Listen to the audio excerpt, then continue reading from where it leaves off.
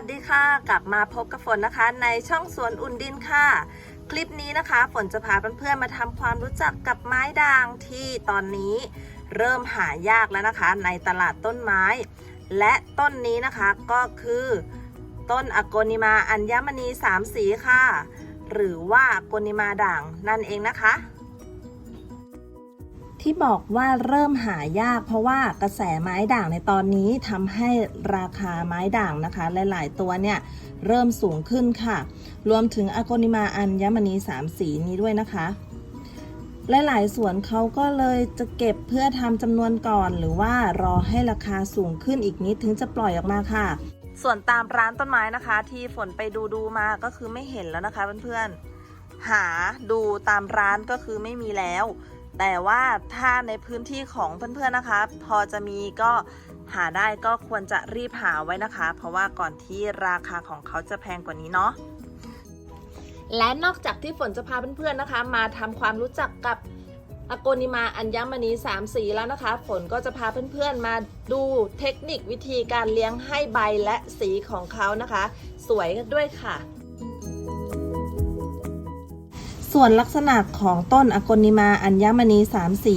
ใบของอโกนิมาอัญมณีนะคะจะมีลักษณะเป็นรูปใบโพนะคะจะเป็นรูปใบโพอวบๆกลมๆแบบนี้นะคะจะเป็นตัวอัญมณีนะคะเขาจะมีสีขาวนะคะแต้มที่ใบนี่ก็คือเป็นลายด่างขาวนั่นเองค่ะและสีที่ใบของเขานะคะพื้นใบจะเป็นสีเขียวแต้มด้วยสีชมพูและมีลายด่างสีขาวค่ะ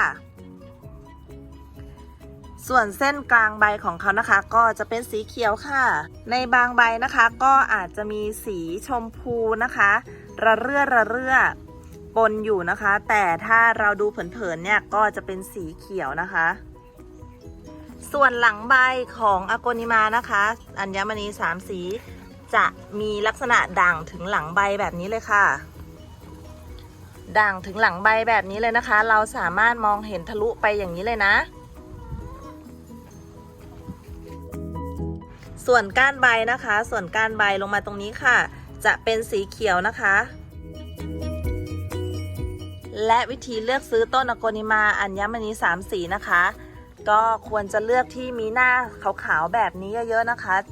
แบบนี้จะสวยแล้วก็ได้ราคาดีกว่าค่ะถ้าเราเลี้ยงในพื้นที่ที่มีแสงสว่างมากนะคะก็จะทำให้สีของเขา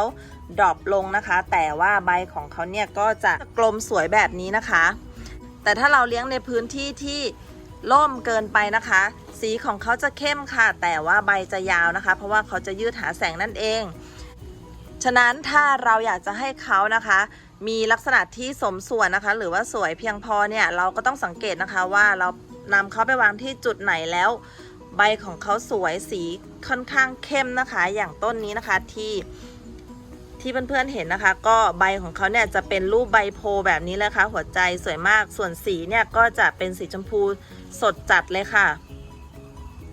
ต้นนี้นะคะก็จะเลี้ยงไว้ภายใต้โรงเรือนมีแค่แ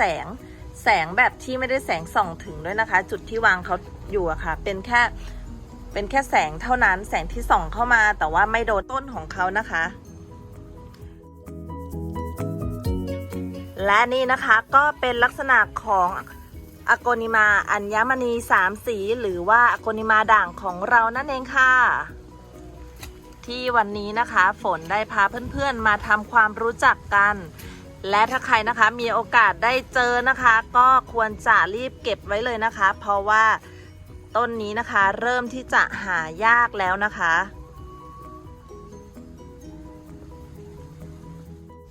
แล้วเดี๋ยวกลับมาเจอกันใหม่นะคะในคลิปต่อไปของสวนอุ่นดินค่ะสำหรับคลิปนี้นะคะสวัสดีค่ะ